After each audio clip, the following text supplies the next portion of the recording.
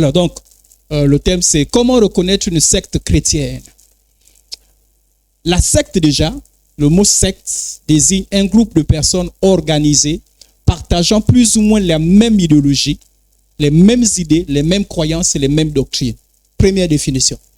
Un groupe de personnes organisées qui partagent les mêmes doctrines, les mêmes idéologies. Donc c'est une secte. Par rapport à cette définition, tout groupe peut être une secte. Bien entendu, faites attention si ce n'est pas dans le sens péjoratif.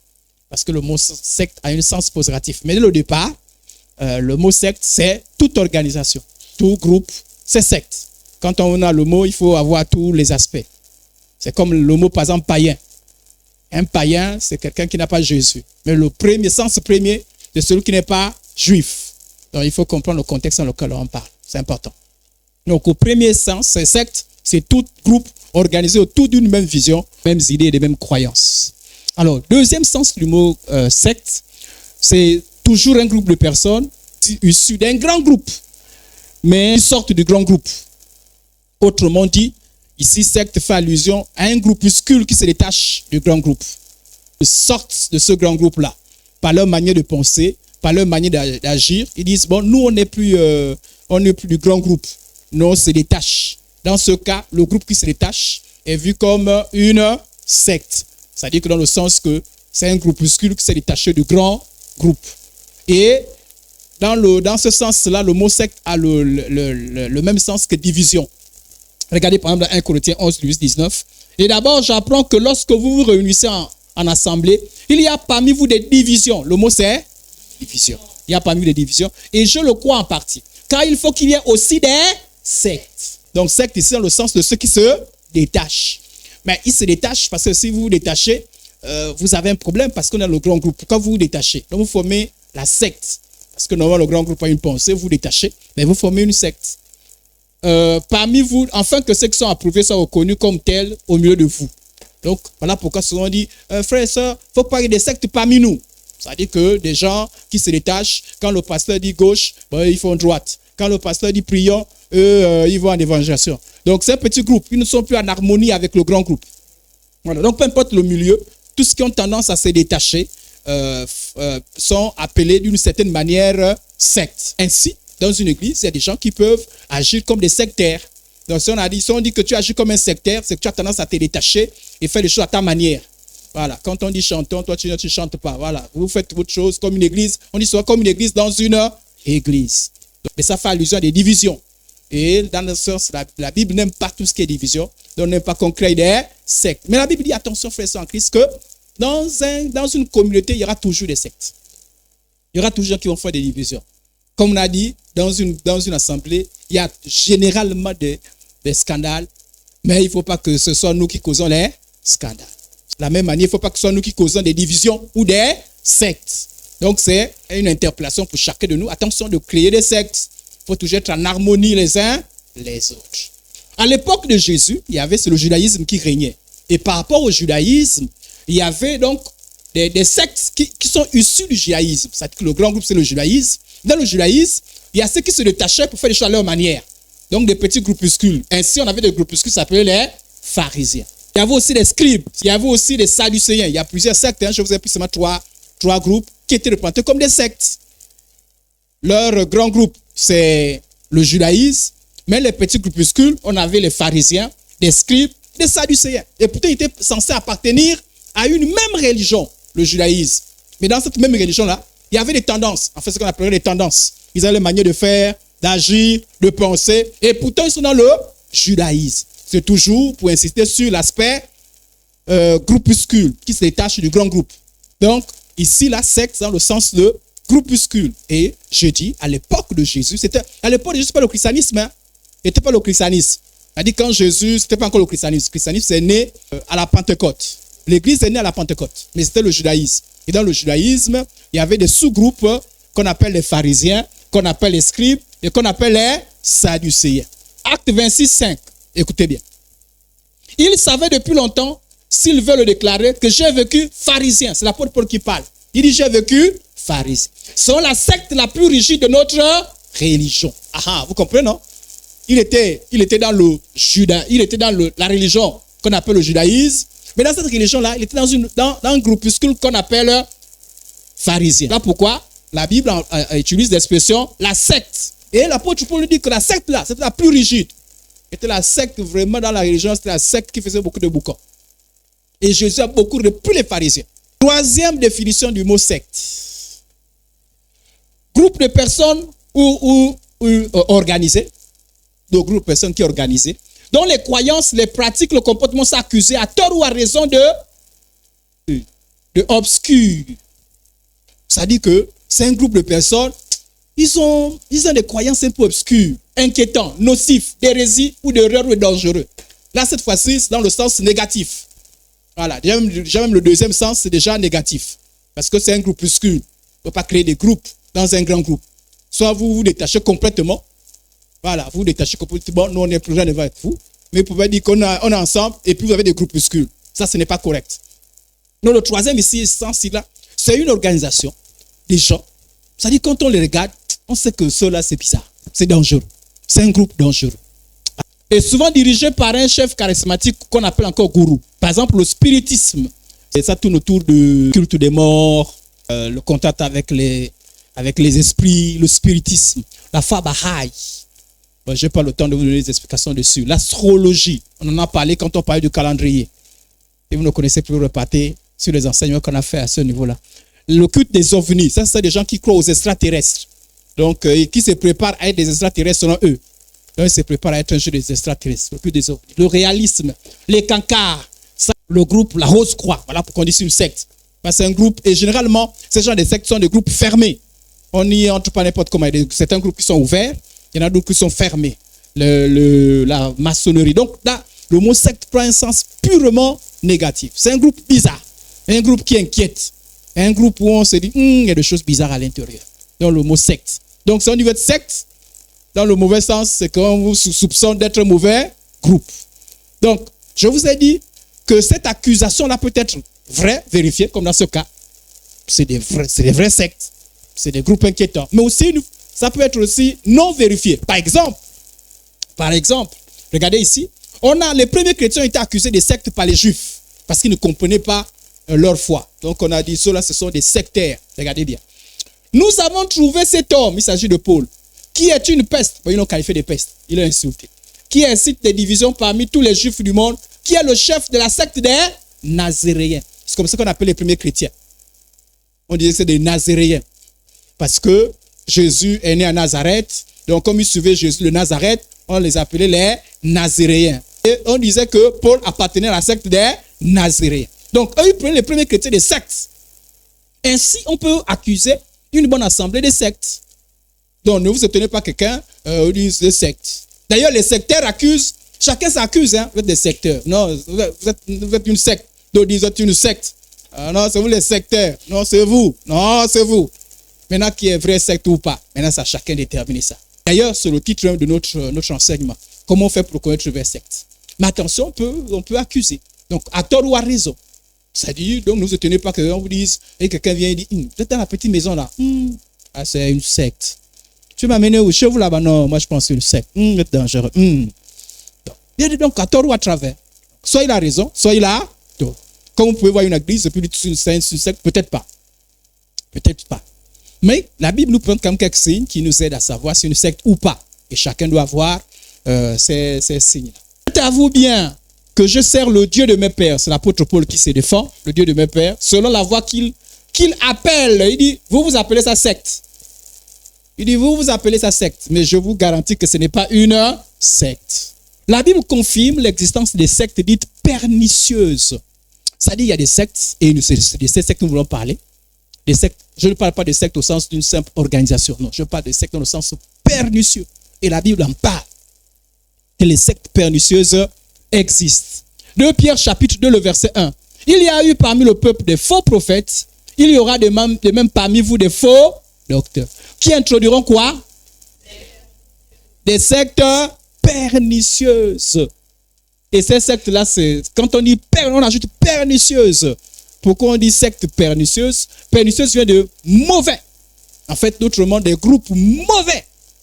Des communautés mauvaises, nuisibles, dangereuses, désastreuses. Donc la Bible dit que quand on dit parmi les chrétiens, on n'a pas dit des gens extérieurs, hein? On va bien lire le texte là. Il y a parmi le peuple des faux prophètes et il y aura de même parmi vous, les croyants, non? Des faux docteurs qui introduiront des sectes. Donc parmi vous, il va introduire des sectes pernicieuses. Voilà pourquoi on parle des sectes chrétiens. Parce que normalement, chrétien ne rime pas avec secte. On est d'accord? Amen, amen. Normalement, chrétien ne rime pas avec secte. Mais bizarrement, l'apôtre Paul dit que parmi les chrétiens, les faux là, les faux de Christ vont introduire des sectes. Donc du coup, toute église n'est pas forcément une bonne église. C'est l'apôtre Paul qui dit parmi ce que toi tu appelles l'église là, il y a des sectes. Parmi ce que tu appelles assemblée de Dieu là, il y a des sectes. Mais le tout c'est de savoir comment moi je fais pour savoir que c'est une secte pernicieuse. Comment je fais? C'est ça. Et on dit que ces sectes là, et qui renie le maître qui les a rachetés, par exemple, il dit par exemple que l'un des signes, alors l'apôtre Paul nous aide déjà, l'un des signes de ces sectes, c'est qu'il renie le maître. Qui est le maître? Qui renie le maître qui les a rachetés. Donc, Dieu nous a rachetés. Et, conséquence, attireront sur eux une ruine soudaine. Donc, ces sectes-là, il y a une conséquence. Il y a une ruine soudaine. On va parler un peu de ces conséquences-là aussi. Voilà pourquoi les sectes ne jouent pas avec les sectes. Les sectes ne sont pas inoffensives. Si on te dit que tu es dans une secte, réfléchis bien. Si réellement tu es dans une secte, les sectes ne sont pas des milieux dans lesquels il faut être. Parce que les sectes influencent et peuvent conduire quelqu'un en enfer. Voilà pourquoi on dit secte pernicieuse. Ça dit que c'est des groupes qui ont la capacité de te perdre, de t'amener en enfer. Toi, tu penses que tu vas aller au ciel, mais tu pars en enfer. Donc, tout milieu dit chrétien n'est pas, il faut pas dans tout milieu qu'on dit chrétien. Dans certains milieux, c'est pas des vrais milieux chrétiens. C'est des milieux sectaires. Ces sectes pernicieuses-là, dans les milieux chrétiens, sont parfois qualifiés de sectes chrétiens. Donc, deux mots qui en réalité ne devraient pas passer ensemble. Mais on est obligé de le dire. Ça dit que c'est des sectes chrétiennes. Ça dit que dans l'ensemble de tout ce qui s'appelle chrétien, dans le christianisme, il y a également des sectes. Donc, de communautés dangereuses, nuisibles. Et il faut faire extrêmement attention. Et dans le contexte chrétien, une secte, c'est quoi? On va encore redéfinir. Maintenant, dans notre enseignement, une secte, c'est quoi? C'est une église, une communauté, une dénomination, qui se réclame de Christ, donc du christianisme. Quand on parle de secte, ça dit qu'on ne parle pas de gens qui ne se réclament pas de Christ. Par exemple, les musulmans ne se réclament pas de Christ. Ça dit qu'ils ne disent pas qu'ils sont chrétiens. Non, les musulmans, ils se réclament de Mohammed. N'est-ce pas? Les chrétiens se réclament de leur Jean, mais pas du Christ. Ils parlent un peu de Christ, mais ils ne s'identifient pas dans notre histoire des chrétiens et tout ça. Donc, les sectes chrétiennes se réclament de Christ. C'est ça qui fait la confusion. Ils se réclament de Christ et qui nient une ou plusieurs vérités bibliques fondamentales, qui s'écartent des principes fondamentaux de la foi chrétienne et qui enseignent des fausses doctrines. Ces sectes sont très dangereuses quand ils engagent l'éternité et le salut de l'âme. Tout ce qui engage le salut de l'âme, il faut faire attention. Parce que c'est à quoi de venir dans un milieu et puis tu te retrouves en enfer. Mieux tu pars en enfer toi-même, c'est-à-dire que tu as décidé, tu es conscient. Ceux qui vendent leur âme au diable ont décidé de partir en enfer. Voilà, consciemment. Même si parfois ils ne réalisent pas ça. Même Satan les mains, non, l'affaire là-bas, ils vont faire les fêtes, ils vont danser. Mais au moins, ils ont fait le choix. Mais tu ne peux pas avoir l'espérance, venir ici. Oh, je suis sauvé, je suis sauvé. Et tu te retrouves en enfer. Parce que tu t'es retrouvé dans une secte. Est-ce que ce n'est pas le fait de se retrouver dans une secte qui amène en enfer? Mais parce que dans une secte, on va te servir la mauvaise parole. En tout cas, tout ce qui est des doctrines des démons. C'est comme si tu te retrouves dans un restaurant, on te donne la mauvaise nourriture, la probabilité que tu es malade, elle est grande. La femme et moi, on se retrouve dans un restaurant à France-Séville. À l'extérieur, c'est très... Je ne vous décris pas là où il se trouve, sinon vous ne partirez pas. C'est carrelé, c'est bien, c'était beau. Vraiment, je me suis dit, voilà un bon restaurant. Et vous arrivez, les ventilos, c'est bien, c'est... Et puis, je me suis dit, j'ai envie de me soulager. Et ils ont commis l'erreur de me faire passer par la cuisine. Seigneur, c'est que j'ai vu. Comment on prépare ça? C'est-à-dire, les marmites, ils ont fini. Bon, je ne vous décris pas ça. Quand je suis sorti de la j'ai dit ma femme, prenons nos affaires. Partons. Franchement, c'est affreux. Et il y avait l'eau, il y a la boue, il y a des trucs qui sentent. Il y a un mairie, j'ai dit non. J'ai dit rentre. Rentre. Depuis ce jour-là, je peux compter le nombre de plats. Peut-être qu'un plat que j'ai mangé à Franceville. Et un jour, j'ai me prié au Seigneur. J'ai trop faim, je fais comme. Et ça fait longtemps. Hein? Enfin, moi, c'est autre à Franceville. Donc, vraiment, dans un milieu où la nourriture, on te dit c'est mauvais, il ne faut pas partir, tu es un malade. C'est la probabilité grande. Va quand même où la bonne nourriture, maintenant, il se peut qu'il y a parfois des erreurs, et puis on corrige. Mais une secte, c'est forcément ce qui est mauvais qu'on va te servir. Donc la probabilité que tu te retrouves en enfer, elle est grande. C'est-à-dire que c'est tout le groupe, c'est comme si on te tirait vers l'enfer. Tout le groupe. Donc, les sectes sont très dangereux. Ce qui engage, voilà pourquoi je fais cette illustration, c'est que vous êtes tous, on vous amène tous collégialement en enfer. Voilà. Mieux dans un milieu où on dit, venez, soyez, allons-y au paradis. Et puis toi-même, par tes propres problèmes, tu pars en enfer. Ça, c'est toi-même. Mais pas déjà, toi-même, tu vas être sauvé. Moi, je te dis tous les jours, en enfer. Tu vas être sauvé. Enfin, là, tu dis paradis. Il dit, toi, tu es qui? Tu te prends pour qui? Qui t'a dit ça? Et puis on t'a dit. Mais c'est ce que ça veut dire. Même si on ne te le dit pas clairement. Une secte, c'est ça. Les sectes chrétiennes prétendent conduire au salut, mais en réalité, elles sont des instruments du diable pour amener les personnes naïves en enfer. Les personnes comment? Naïves. Les personnes naïves. La difficulté réside sur comment faire la différence entre une bonne église et une secte chrétienne. En général, les bonnes églises et sectes ont les mêmes. Le problème, c'est quoi? C'est que une secte, que ce soit une secte, que ce soit une église, tout s'appelle église. N'est-ce pas, non? Église. Donc, c'est seulement le mot église. Il y a des gens qui vont se dire, non, c'est l'église. Une fois, je me suis retrouvé à Libreville et je me suis dit, quand j'arrive quelque part, je cherche d'abord l'église. Donc, je suis allé dans un endroit, dans un quartier, j'ai dit, je cherche une église. Et j'ai marché. Là, les personnes que j'ai trouvées ne partaient pas l'église. Donc, moi-même, parce que quand tu trouves les gens qui partent l'église, au moins, ils te parlent déjà des premières églises dans lesquelles ils partent. Mais moi, j'ai cherché. Et puis, j'ai vu une église. J'ai dit, mais peut-être que je pourrais, dimanche, je vais dans cette église-là. Heureusement que je suis pas allé un samedi. Hein. Parce que quelques jours après, quand je passe par là, je vois les gens habillés bizarre, avec des rituels bizarres. Oh, Seigneur! Et heureusement que Dieu a permis que je vois toutes ces choses-là. Mais parce que c'était écrit église. Amen. C'était écrit église. Donc, c'est toi justement église. C'est-à-dire que toi que tu es église, c'est fini. C'est une bonne église. Tu es foutu. Toute église n'est pas une bonne église. Parmi tous ceux qui s'appellent église, il y a secte. Peu importe le nom qu'ils prennent. L'église du salut direct au paradis. Waouh. Donc, ce n'est pas le nom, hein. Église de ceux-là qui sont en contact avec Dieu et Jésus-Christ tous les jours. Peu importe le nom. Ce n'est pas le nom qui fait que ce soit une bonne église. Donc, si toi tu sais seulement que le nom, tu es foutu. Les sectes, les églises, ils ont le même vocabulaire. Tu dis Dieu, eux ils disent Dieu. Tu dis Jésus, eux aussi disent. Et l'apôtre Paul dit, qui est notre? Il y a un autre Jésus. Donc, quand on dit Jésus, tu sais que c'est quel Jésus. Tu dis Saint-Esprit, eux aussi disent Saint-Esprit. Tu dis amour, eux aussi disent amour. Donc, si toi tu vois seulement l'extérieur, les mots, le vocabulaire, tu vas dire non, là-bas, non, on parle de Jésus, on parle de Dieu, mais on parle comment? Et voilà pourquoi je comprends j'essaie de comprendre un peu ceux qui sont dans les sectes. Parce que vous parlez les mêmes choses. C'est-à-dire qu'on a pris le même Dieu. Vous dites Jésus, on dit Jésus. Vous dites Dieu, on dit Dieu. Vous dites Bible, eux aussi disent Bible. Vous sortez les Bibles, eux aussi sont là. Bible. C'est là où ça diffère, c'est compliqué. Les sectes non chrétiennes, c'est facile. Tu dis Bible, lui dit Coran. Tu dis non, là, on est plus pareil. Mais secte chrétienne, tu dis Bible, lui aussi dit Bible. Là, c'est compliqué. Donc, il faut beaucoup de discernement. Vous avez les mêmes habitudes. Tu dis prière, lui aussi dit prière. Tu dis jeûne, lui aussi dit jeûne. Tu dis onction, lui aussi dit onction. Tu dis don spirituel, lui aussi dit don spirituel. Waouh. Vous avez les mêmes choses. Tu dis vision, oui, tu dis vision. Tu dis prophète, lui aussi dit prophète. Vous avez les mêmes pratiques. Tu dis veiller, lui aussi dit veiller. Tu dis retraite, lui aussi dit retraite. Maintenant, on fait comment?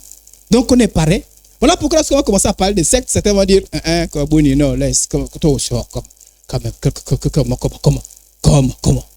On a les mêmes pratiques. On a les mêmes organisations.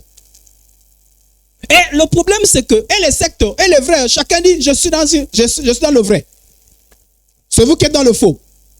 Amen. C'est-à-dire que comme nous, on dit là, comme nous aussi, on dit là-bas c'est une secte. Eux aussi disent, aussi cela, c'est aussi une secte. Donc vous accusez de secte. Qui est finalement secte.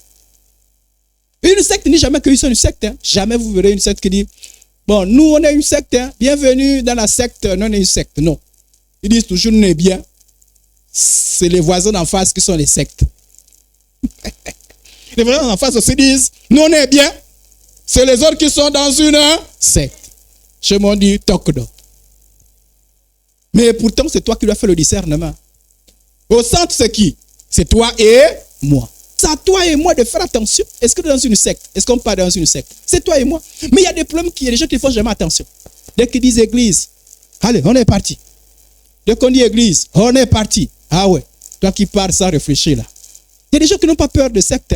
Même quand tu dis, mais voilà pourquoi il y a même des gens quand tu dis, je crois que tu pars dans une assemblée. Ben, ils vont t'insulter. Mauvaise assemblée n'existe pas. Il y a des gens qui croient qu'il n'y a pas de mauvaises églises. Toutes les églises sont bonnes. Oui. Non. Il y a des églises qui ne sont pas bonnes, qui sont des sectes. Sectes comment? Il y a des sectes pernicieuses. Parmi les églises. Maintenant, comment on fait pour reconnaître ces sectes pernicieuses?